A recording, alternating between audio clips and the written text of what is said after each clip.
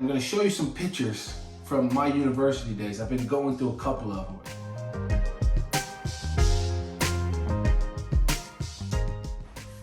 All right, we're going to go 1, 2, 3.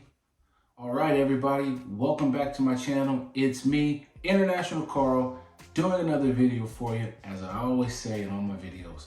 Before I get into it, let me stop right now, and I got to ask you to hit the like button, subscribe to the channel if you haven't already. And please, as always, drop me a comment below because, as you know, I interact with everybody. I try to answer as many comments or just laugh at the comments that you guys make. It really, really does make my day. Enough of the pushing of the channel. Let's get into this video. So let's discuss the difference between going to university in the United States or going to the university in the United Kingdom. What's the difference? Which is best? Now, it's going to be hard to be unbiased because I only went to university in the United States, so I only know one system. But since I've been living in England, I do know a little bit about the system here. I do plan on doing another video where I talk about the different educational systems as you come up through the United Kingdom and the United States in terms of under university age. So I will get into that. So I better say click here to watch that video. I haven't made the video yet. I haven't had the discussion, but if it's up there, that means I've done the video. If it's not there, I haven't done the video yet. So let's talk about this. And I'm gonna show you some pictures from my university days. I've been going through a couple of them, and please be nice in the comments when you do see these pictures. I hope I still kind of look like this as well, but we'll see. I'll let you guys tell me. But let's talk about the United Kingdom. So the United Kingdom, you have to have, I believe, what's called A-levels. And I think to go into university, you have to have at least 3 or 4 A-levels to go into a university. And what an A-level is like you might do an A-level in math, you might do an A-level in science or chemistry, you might do an A-level in history, for example. And you'll use that to go to a university. Based on that, that's how you go into a university. But I want to talk about not getting into school, I want to talk about the life experience of going to school or university when you go to university, right? What's it like? So in the university in the UK, you have this thing called Freshers Week. Yeah, I've heard of it, Freshers Week. It gets pumped a lot out here when the time comes for the year. And what that really is, it's like the first week of school or the first week before school. They have all these events and all these parties, and people get to mingle and mix with others. And I'm certain there's a lot of,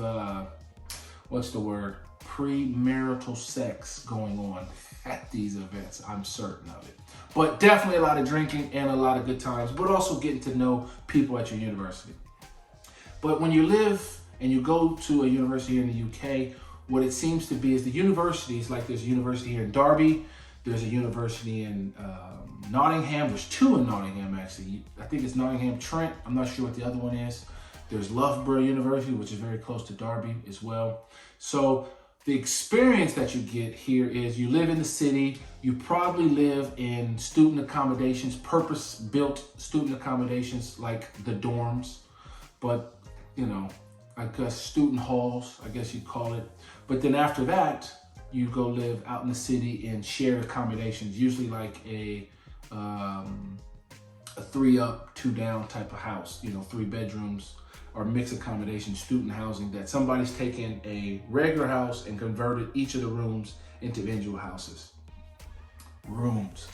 Don't have certain systems or institutions that we have in the United States. But what I do know in the UK is the university is essentially a 3-year university.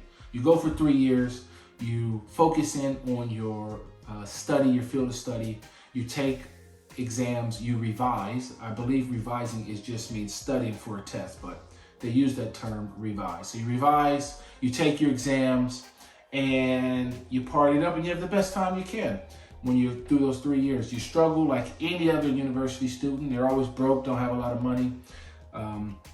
But because here in the UK, you can legally drink at 18. Of course, like all 18-year-old kids, you drink a lot and you go out, take the piss, or go on the piss. Click here to watch a video where I discuss 5 words that you need to know if you're gonna live here in the UK. But come on now, young kids, they're gonna drink, they're gonna have a good time, they're gonna party, they're gonna look for parties. I was the same way. Now, what's it like in the United States? Oh! It's so good! Once it hits your lips, it's so good! Now, my background, I went to Cal Poly San Luis Obispo. That's why I always have the hat. I'm very proud that I went to that university. People have asked me in the comments, what is my background? I studied engineering, so I have an engineering degree from Cal Poly San Luis Obispo. Go Mustangs, ride high. I'm a big Mustangs fan. I love my university. But what's it like? So for me, it's a bit different from most people because I was a student athlete. I was there on a full ride scholarship to play American football. So I had a bit of a different experience from every other student, but the student athletes know this experience. They have this particular type of experience. This is Jesus. Shut us, man. You know what? We're having a little talk. Let us finish, and then we can get up with y'all later, all right? All right, cool. Nice to meet you. But, you know, I went to my university. I got in based on my athletic ability, but also because I had the grades and the scores to get in. So it's the SAT. And you have to take that test, and based on your GPA, tells you what type of score you need to get into your university. A perfect score on the SAT at the time I used to take it was a 1600. I wasn't the smartest person in the world, but I'm definitely not the dumbest person in the world. I just got the score based on what I needed for my GPA because I was already offered a full scholarship. So I just had to get a particular score, which was like a 980 to get in because of my GPA. And I think I ended up with about 1100, just shy of 1100. I think I got like a 1058, something like that, which was what I was targeting for. I practiced to get 1100 and I got basically what I needed to get in. But long story short, got in. But what is university like? Well, mine is kind of like this picture that's up on the screen. I don't know if I should have shown you this picture. It's a bit embarrassing, but you know, I'm not saying every night like that. I'm not a big drinker, to be fair. There's a comment out there like, you know, do I drink a lot of beer? I don't really drink, and I really don't get like that. I never have been a heavy drinker. A lot of my friends know that I've gone 2 years without having a sip of alcohol several times. So, but you know, I was in college, so occasionally, you know, you get drunk. But my experience was, you know, I lived at party houses. So my house always had a party. I had the parties at my house where I was at. You know, I just lived in the party house thing. I remember a true story. If any of my friends are remembering or watching this, they know this story to be true. I was living on Frederick Street in San Luis Obispo.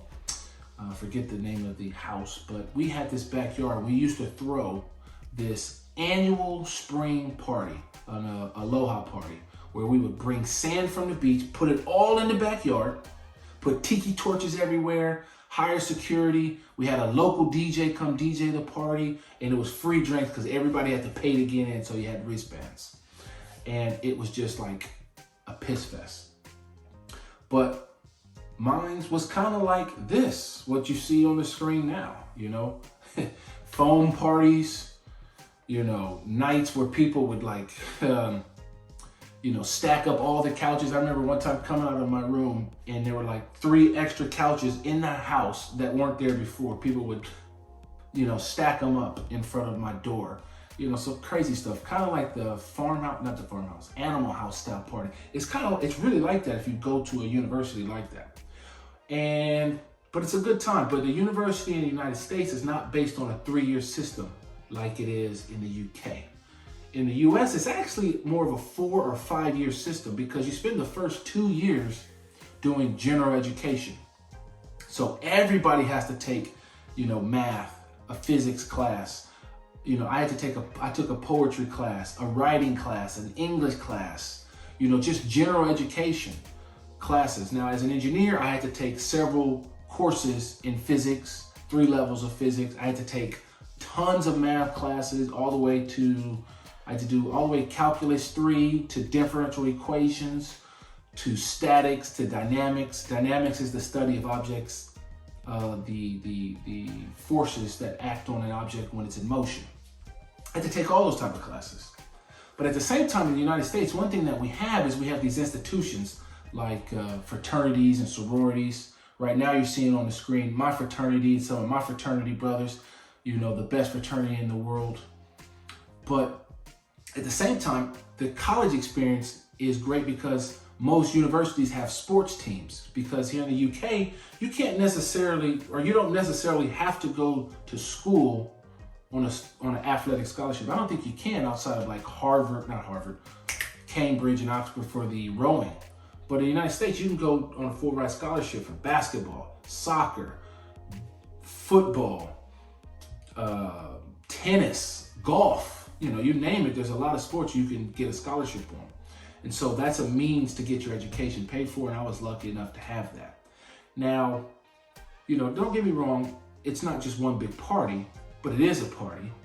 But you're able to, you know, have a more well-rounded experience where you have not only just your education, you have your social, which is the fraternities and sororities type of situation, but then you also have your activities like, you know, sports that you can go attend to and root for. Because you gotta realize, in America, we got stadiums where football players play in front of 110,000 people, more than a professional team would.